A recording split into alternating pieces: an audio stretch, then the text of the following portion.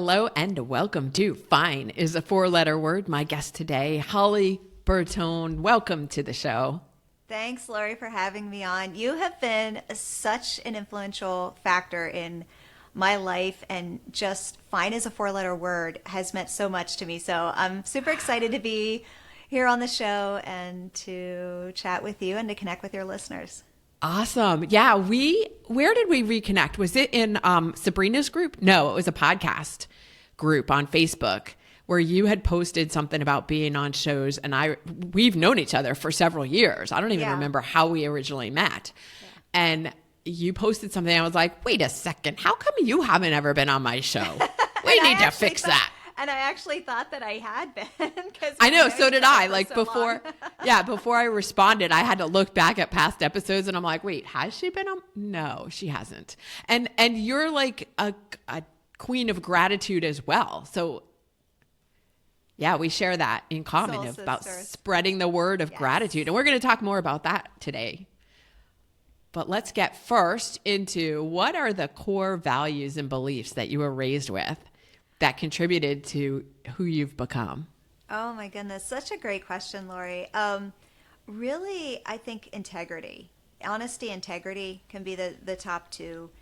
You know, it was one of those dance with the girl that brung you kind of philosophies. And especially as a teenager growing up, you know, I would babysit to make money. And if I got invited to a party or my friends wanted me to go somewhere, I'm like, no, I've got to babysit. And I held steadfast to those commitments. So I think those are the top two.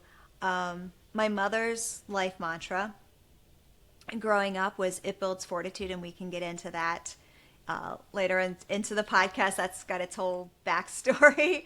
And then my father's mantra was, "If you don't go, you don't get." So I think that's just the perfect complement of you know, growing up and being in that place of honesty, integrity, the grit, the mental strength, and then just chasing after your dreams, just going for it. Tell me more about that. If you don't go, you don't get. What does that mean? It was a little poem that he had on his wall in his office. So, you know, anytime I get a chance to visit his office at work, you know, it's like, oh, it's, you know, like when, you know, the little kid goes to the office, it's like, oh, it's grown up time and you have to be on your best behavior. And that was in the days before bring your child to work. Right. And it was just a story about this man taking people on a rowboat to the other side of the river. And that's all that it was. And it's basically like the more people he took over across the river, the more money he made. It was, if you don't go, you don't get. Okay. So it was just a simple little story, but just something that carried with me my entire life. Like you know, and especially now, like I'm into, you know, a lot of the spiritual stuff and manifestation and visualizations. Like you can visualize and manifest all you want. You can sit there and wish and pray and hope and do all the things, but you know, $1 million isn't going to land on your lap. You still got to do the work to get it. Right, exactly. And we talk about that on the show a lot. Yeah. But it's about inspired action instead of just frantic spinning, doing just because for being busy. Absolutely. I was going to say, you call it inspired action. I call it aligned action. It is absolutely identical. It's the same thing. It's not just running around and, you know, the chicken with the head cut off, like, you know, just kind of running around all crazy, like, I'm just going to do everything. Like, no, it's the action that's aligned with your true self that creates the results. Yeah, exactly. Okay, so integrity, it builds fortitude. If you don't go, you don't get. And then so you had all of these beliefs instilled in you, and then what did that lead you to do as you were growing up or as you were a young adult, as you got to this point in life? Like, well, it was, and it actually does connect the dots. When I was a senior in high school, and this was back in the 80s, so this was 4 years, I think, before Silence of the Lamb came out.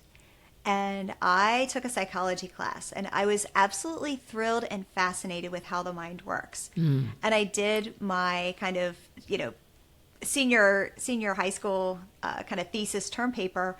I did a behavioral profile of Charles Manson. Oh, wow. Because I found, I mean, just growing up, I mean, especially in the 80s, like everything was so innocent, and, you know, we weren't exposed to the things that kids are today, and just not grasping how much evil is in the world. I'm like, what on earth would make someone tick like that? And it just really stuck with me. I majored in psychology, and it really was my dream for years to work for the FBI. But I mean, you know, small town girl, and, you know, who am I to ever work for the FBI? And, you know, crazy how life turned out. But, you know, really just never, you know, giving up on my dreams and being able to chase them. I ended up being the chief of staff. I worked there for 13 years, which was crazy. And wait, chief of staff where? At the FBI. Oh, okay. Yeah. So okay. Yeah. So the dream did come true. I always say, no, I don't always, you know, talk about the exact location, but since we're talking about it, you know, I always kind of say it's one of those 3-letter federal government agencies they make TV shows about. You can fill in the blanks. But yeah, so I was there for 13 years, and it was just such an amazing career. But everything really hit the fan. In 2017, I was going through some health crisis, and we can get into that too later. But yeah, so it was 13 years. It was a great career, and really proof that dreams do come true. Mm-hmm. Yeah. How long did it take you? So 13 years. I mean, you graduated obviously more than 13 years before that. So were you always thinking, I want to work for the FBI, but not yet? Or how did that come about? How did you get into following your dream? Yeah, it was always one of those dreams, but I never really, I don't know, like I never pursued it at all. Like I always just thought, you know, I was living in the middle of nowhere, Pennsylvania, and how on earth am I ever going to get anywhere where the FBI would hire me? Like it's not like today. Like we did not have the internet. We did not have, you know. Yeah, you had no physical proximity to it. Right. Like it was just a whole different time. So you can't just Google a location, show up, get on, a job board or anything like that. So, so I ended up working for Booz Allen, which is a consulting firm.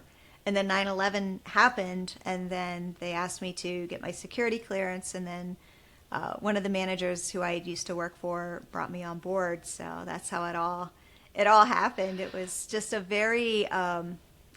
a divine level of one event leading to another. I think one of the key takeaways here is that there's always a way, but it might not be the way you think it's going to look. Like when you want it badly enough, like there's always like some kind of backdoor entrance somehow. If you look for it, like you weren't necessarily looking for it, but it showed up for you. But I think the key takeaway is even if you can't walk in the front door, you can figure out another way in. So I've got actually two kind of phrases that I live by exactly. That's where we're just soul sisters, like finishing each other's sentences. So the first one I like to say is, the path is not the path, but the path is the path. Meaning we can be down a path that we're like, why am I going down this way? This doesn't make sense. And back to adversity, right? Yeah. Adversity, difficult times, the crappy stuff that falls into our lap. And they're like, why did this happen to me? And we go down this path and realize, like, oh, there's a reason, right? So the path is not the path, but the path is always the path. And I forget the other one. We can come back to that one. it'll come as we continue talking. I know. Yeah, it always does. I remember. It's the Pareto principle, the 80-20. So I'm very structured. I'm very analytical. I like to have 80% of anything in a place of structure. And then 20% leave room for magic. Okay. Because really the magic's where it happens. Right. But the structure is where you feel comfortable, like, all right, I have some control here, even though it's an illusion. Yep. It feels like you have control. So that's, and most people want to feel like they have some control. It's a sense of safety, a sense of, okay, I got this. Yeah. Yeah. Okay. So that was how you got in. Cool. And then 2017, do you want to talk about what happened there? Because that was obvious. That was not something that you could have foreseen happening on your path. Right. That was, I like to tease, I was such an overachiever that I didn't hit rock bottom once or twice. I actually hit rock bottom 3 times because that's what overachievers do. Like we just keep going and we don't stop. And, Yeah. It's not until it's like the brick wall that literally takes us down. Did you know you were at rock bottom the first 2 times, or were you No. just like, no, I don't even see rock bottom. I'm just keep going. Oh yeah. So the first one was in 2000. So I've got this. I'm the chief of staff. I've got this like basically dream career. I'm racing in Xterra triathlons and mountain bike races, standing on podiums, getting a medal around my neck. I'm, traveling all over with my girlfriends and drinking margaritas and just living what I thought was the perfect life. And in 2010 was actually where it all began. And I was diagnosed with breast cancer. And I went through surgery and then chemo and then radiation. But I never got better. I kept getting sicker and sicker. And a year later was when I was diagnosed with Hashimoto's thyroiditis, which is an autoimmune condition. And we actually talked about that on the podcast episode that published this week with Dr. Dave. Yeah, I was going to say episode 113, Dr. Dave. I was like, there's a few differences. I was like, oh my goodness, he's like the male version of me. This is kind of crazy. Go on. I was like, this is the perfect coincidence to have me on right after him. So, but the thing was that it wasn't just the autoimmune. It was the debilitating fatigue that got me down. And when I went through cancer treatment, like I just kept going. I didn't realize cancer is a time to stop, to rest, to take care of yourself, to, redefine some of these priorities, redefine the stressful adrenaline junkie life that I was living. I mean, none of that. And I just kept going. I was newly married. I had a young stepson that I was raising, and I just kept going. And then the autoimmune, I'm like, okay, I'll just take a pill and I'm fine. And I wasn't fine. Fine is a 4-letter word. Yeah. And I kept going, not realizing. And the fatigue just kept getting worse and worse and worse until, I would say, I say all but bedridden. I view bedridden as a very specific destination that you physically can't get up. I was at a place where I was functioning several hours just by sheer grit, and that was it. By sheer willpower was the only reason why I was functioning. But yeah, it got so bad. I was actually forced to resign from my dream job. Oh, wow. And it was as dark of a place. Like I thought, cancer was huge, right? Cancer was huge, but this was, there was no comparison. This was the worst because with cancer, like I lost my hair, I got lopsided, was pushed into early menopause and smelled like chemo funk and, all the things. But I just kept going and I just kept I tried to keep life as normal as possible. But when this happened, I lost my identity as a successful career woman. Right. As someone who always achieves, as someone who is always successful, as someone who is like that, because I was forced to resign, so I didn't have my job. And then I could barely function as a wife and as a stepmother. So all of these identities that I had placed on myself were gone. So right. You were forced to give up who you thought you were. Exactly. Oh my goodness, all these years I've been telling the story, you nailed it on the head better than I've ever articulated. Because that's not truly who we are at our core. Right. But what you had accumulated all of these labels and identities. Right. And had to give up, like I said, who you thought you were. Right. That, oh my goodness. Oh, I sit in that for a second. That's just juicy. Thanks, Lori. You're welcome. I'm going to have to go back and listen to the episode when it airs. That was really juicy. But yeah, that was a really dark place. And I marinated in my own misery for months because it was so dark. Because I felt like a failure. I had no purpose anymore. And I had no identity. And I'm like, I'm here. I can't function. I can't get out of bed. I'm like, what's the point at this point? Mm-hmm. And that was a really dark rock bottom. I hope that when you look back at that, you don't do it with a sense of shame. No. Yeah. And here's the thing. And this is why I teach, why I coach, why I speak, why I do the things that I do, because we all have those places. They might not be as deep, they might not be as wide, but we all have those places. Yeah. They might be deeper or wider, right? Right. Right.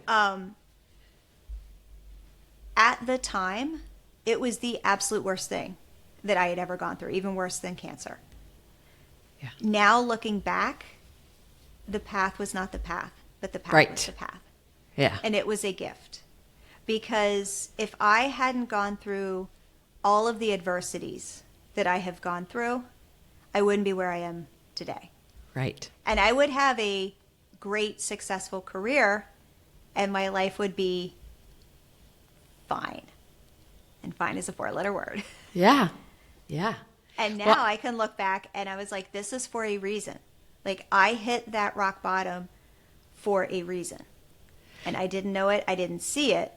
But now, I mean, it's literally living the life that I know that I'm supposed to live. Like, I'm in Right. alignment with exactly of my passion and my purpose and everything that I do.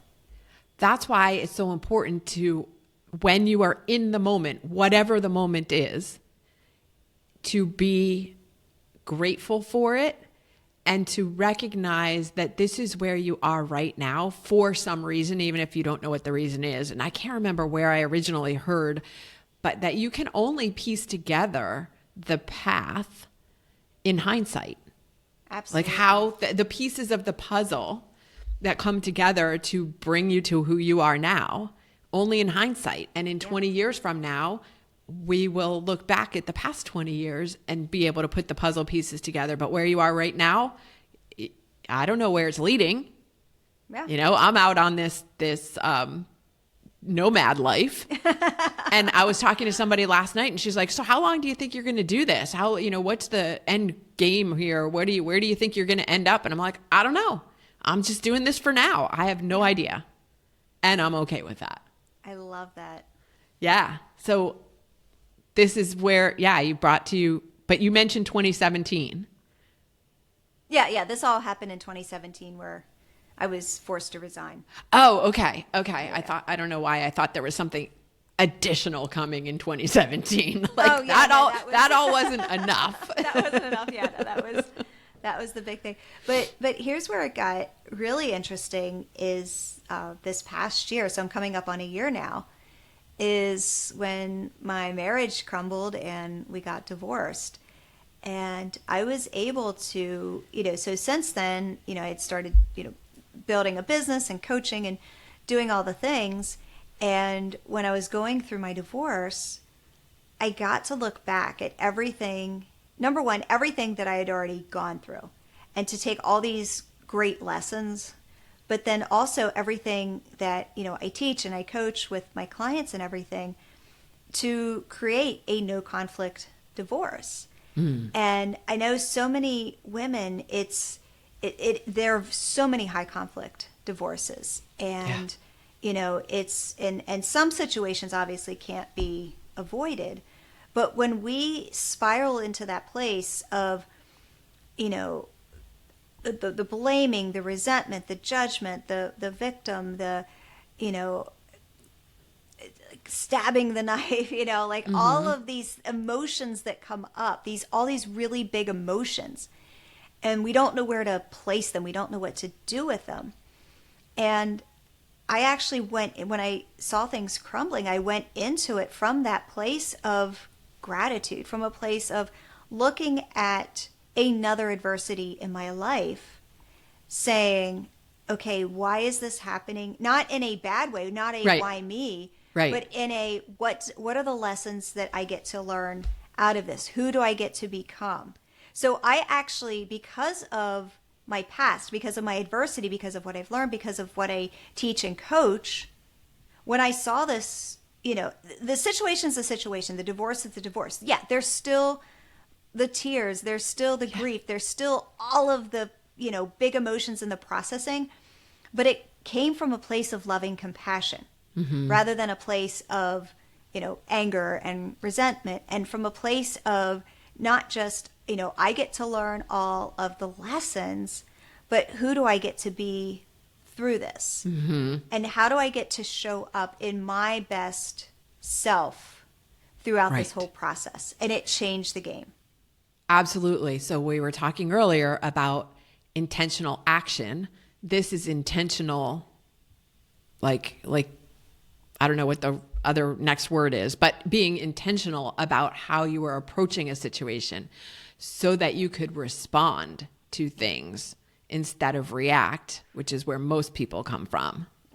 And Lori, and that's really where, as things were going downhill, you know, your mantra of fine is a 4-letter word was in my head, and, you know, realizing that, you know, the train was heading off the cliff, right? There's no denying that it's going to happen.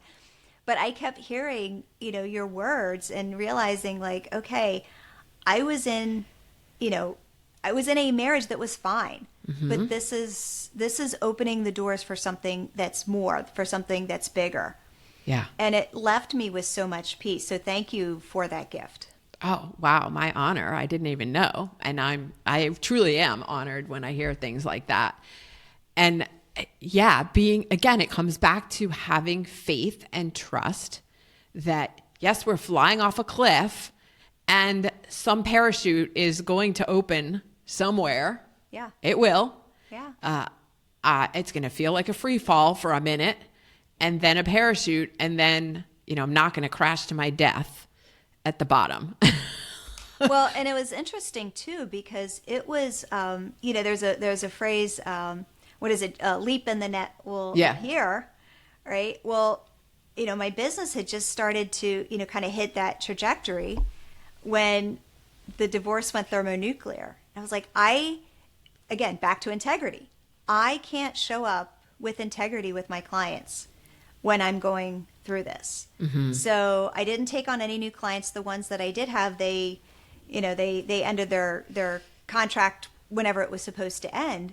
But I pretty much shut down my business for 4 or 5 months because I couldn't, in good integrity and good faith, I could not show up and serve my clients while I was going through that.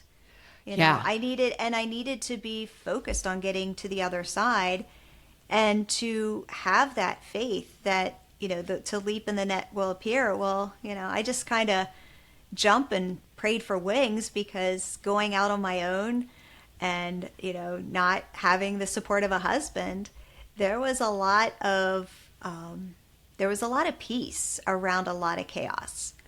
Yeah. And I worked hard to get to that place. And I think had I not been through everything that I went through, the divorce would have looked a lot different.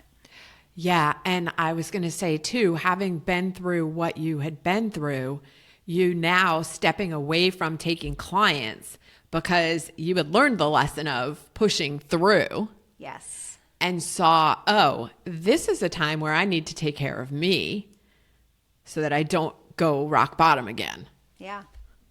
Yeah. And there was some worry. There was some, you know, I mean, it's human nature.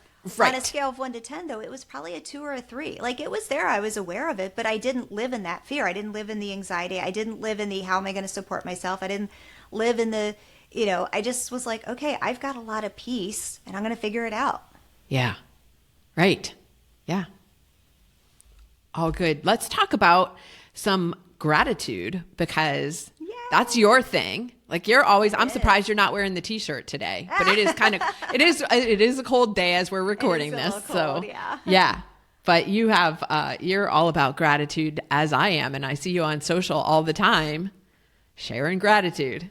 Yeah. And I really like to say that we've been so programmed to think that gratitude is supposed to be a list of 3 things, or it's this just, you know, pie in the sky, puppy kisses and lollipops and, you know, all things sunshine.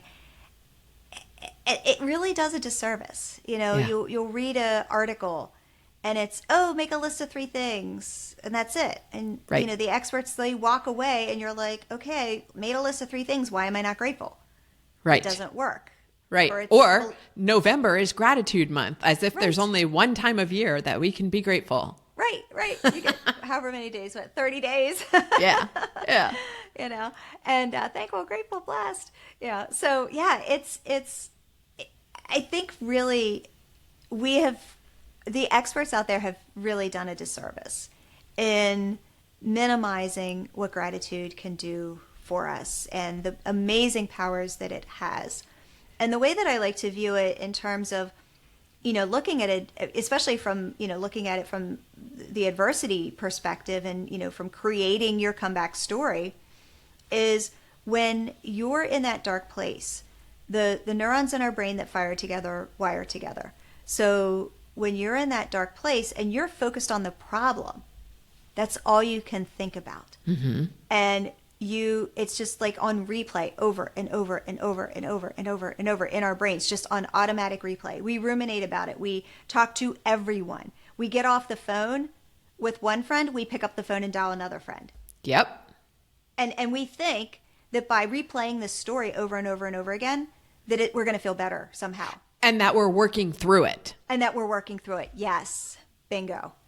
But we're not. It's actually Right. doing us a disservice because when it's the last thing that you think about at night before you go to bed, it's imprinted into your brain. It's then the first thing you think about when you wake up in the morning, and then it's imprinted in your entire day. And it becomes the scary monster under the bed.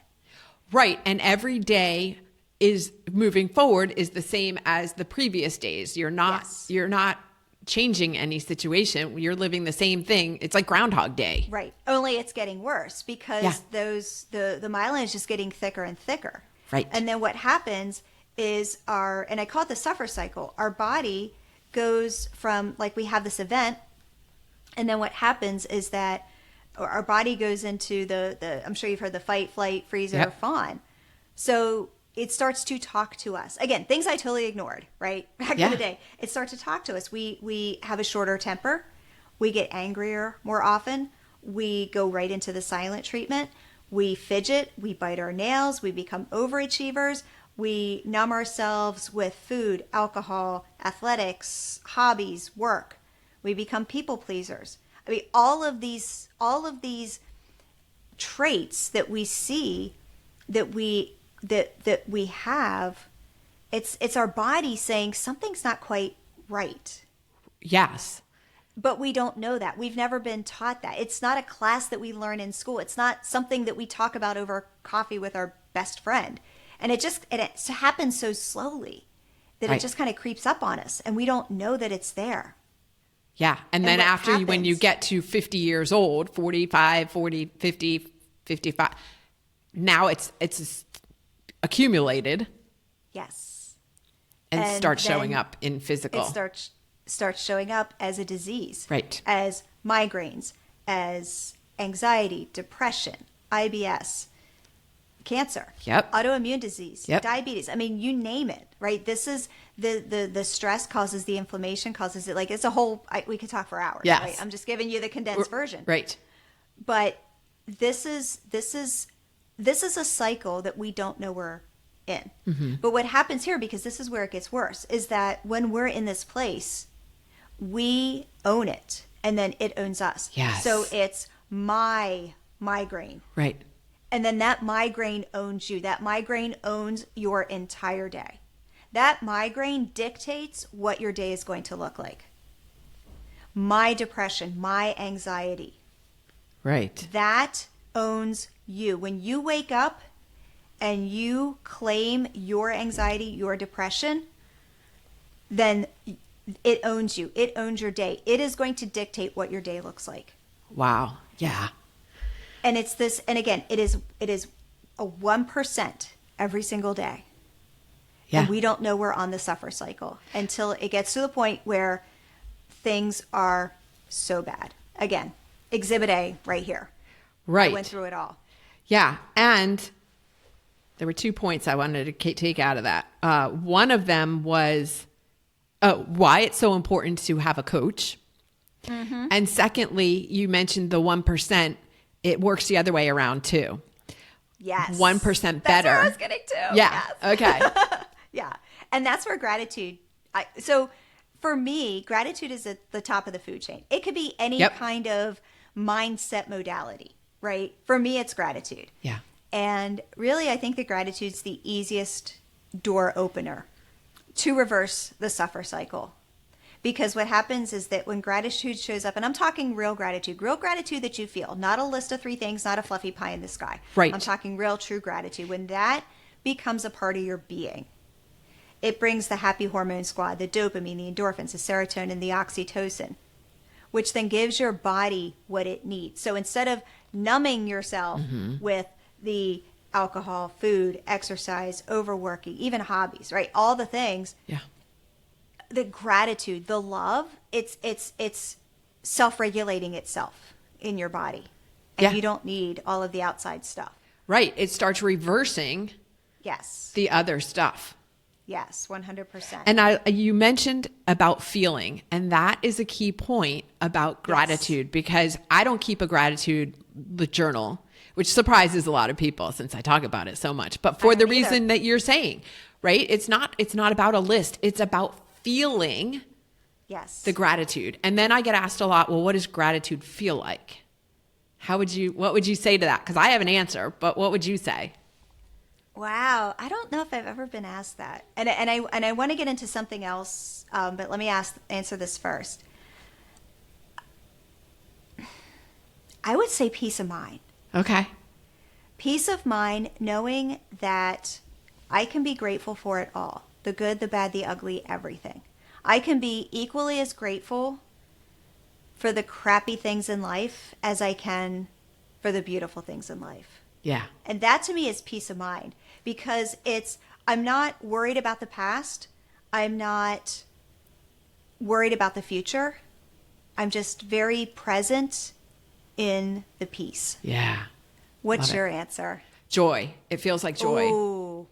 So so both of those things, peace of mind and joy, are easier emotions, I think, for people to tap into when they don't know what gratitude feels like. But going to either one of those, now you're feeling gratitude. They're on the same energetic vibration. Yes. And I always and to me, gratitude and love is the same thing. Yes. I know they're different, but to me, they're synonymous. Well, energetically, again, energetic vibration, joy, gratitude, love, they're all up there at the top. Yep. So one more kind of brain sciencey thing. Yeah. And again, I don't get into the super technical stuff. I am not a brain scientist. Yeah, me I like either. to tell stories. I like to tell stories because, Yeah. And it's you want cool. to get into if you want to get into the super brain sciencey stuff, you could have someone else. But so I like to think of it like the bear attacking us, right? The bear is chasing us. So we have 2 employees in our brain. We actually have 4, but for example, we have 2 employees. The one employee is the primitive part of your brain, the reptilian part of the brain. This is your identity part of your brain. Yeah. Right? This is what happens unconsciously or subconsciously and how you go about your life and make decisions. So for example, if you do not smoke and someone offers you a cigarette, you don't have to think about it. Right. You're just like, no, I'm good. Yeah. Right? You're not a smoker. That's not who I am. It's just not who I am. So that's employee number 1. So when employee number 1 works and the bear is chasing you, employee number 1 operates from that place of the subconscious and the unconscious level. That employee, run. Run far, run fast, run. That's its job. Employee number 2 is your prefrontal cortex. This is the analytical part of the brain, the brain that is constantly overthinking. Yes. So this employee, when the bear is chasing you, this employee is like, oh, let's make some SMART goals. It's specific. Okay, there's a bear chasing me. It's measurable. I need to run half a mile away. And then it's like, oh, you know what? Maybe I should make a list of pros and cons, like how I should run from the bear and which way is better and pros and cons. And then this part of the brain also wants to procrastinate. So you know what? Maybe I should go buy a pair of shoes. I should go buy a new pair of running shoes. And I'm going to do that tomorrow, but then it's Friday and I got the weekend. You know what? I'm just going to start running on Monday. I'll start running Monday. I'm going to start running from the bear. But at that point, the bear's already caught you and you're dead. Okay? Yes. So this is the 2 parts of our, again, there's more. Right. But for purposes of telling a story. So when I think of gratitude, and I think of the way that gratitude is taught, we are taught gratitude by the second employee, right? We're going to make a list of 3 things. It's a list. The it is logical. A tactical, yeah. A logical, check. It doesn't work. Or I'm supposed to say, my thankful blessings at the Thanksgiving table, or I'm supposed to wear a t-shirt during the month of November, whatever that looks like. Yeah. And it becomes something that we think about, it and becomes something very cerebral and something very, kind of logical and analytical. And it's a thing. It's a thing that we do. But where gratitude becomes the superpower is when it's that first employee, when it's that unconscious and subconscious, that it is at the identity level. Right. And it is who you are. Yes. So now when that bear is chasing you, right? Mm-hmm. Gratitude is running the show. Gratitude's the employee. Gratitude's got that parking spot that's like employee of the month. Yes. And that bear is chasing you, and gratitude's like, it's good. We got love. We got peace. And it's not from a place of Pollyanna, as I've been called. Yeah. It's fake positivity. It is from that place of love and joy and peace and just being centered and being aligned and knowing that it is going to be okay. Yes. Even though I'm being chased by the bear. Yes. And I feel compelled to mention here that you can learn this. Yes. Even if you do not feel like you are naturally grateful, that it can be learned and practiced, and then it becomes second nature to you. Yes, 100%. When my mother passed away in 2019, I was already on the gratitude train in terms of learning the psychoneuroimmunology and the neuroplasticity, and I was like full on, like, gratitude's my jam. And my mother passed away. So it was almost like the angel and the devil on my shoulder. Yeah. You should be grateful. I don't want to be grateful. You should be grateful. I don't want to be grateful. Like, my mother just died. I don't want to be grateful. Yeah, but you're this whole, like, doing this whole gratitude thing. You should, and it was like this, the angel and the devil. And what happened was, what do they say? The small hinges open big doors. Right. And I remember laying in bed, just in epic boatloads of tears, crying in bed. And I remember thinking about, I had this little yellow mechanical pencil, just I don't know, 99 cents at Target. I don't know, like a little yellow mechanical pencil. And I remember thinking how much I loved that little yellow mechanical pencil and how grateful I was that it was my favorite pencil. Yeah. It is a stupid little pencil. Right. But it opened the door. Yeah. And it wasn't forced. It just was. Yeah. And it helped me to see beyond my grief. I love it. So good. We could have this conversation all afternoon because, like you said, we are so on the same page. And maybe we'll do another episode where we can dig in even more to gratitude specifically. Absolutely. Yeah. That would be fun. Yeah. Before we go, though, what is the song you listen to when you need the extra boost of energy or maybe an extra boost of gratitude? I don't know, but yeah. What is it? Do we have time to tell, like, a really quick backstory? Yes.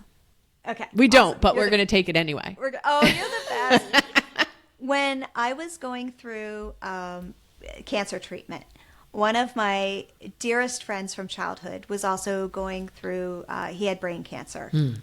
And he ended up passing away. He got it twice and just couldn't recover. But our mothers were best friends. We had been just the best of friends from tiny up. And Heavy D and the Boys, Now That We Found Love, What Are We Gonna Do With It, was one of those songs that we would just be driving aimlessly around. I had a little yellow Subaru, and we would just drive aimlessly around, have the cassette tape in and just sing at the top of our lungs and just have so much fun. So now that's my hype song because, number one, he was the one who really helped me when I was going through cancer treatment. This is when it all started. It didn't have a name. It didn't have a thing.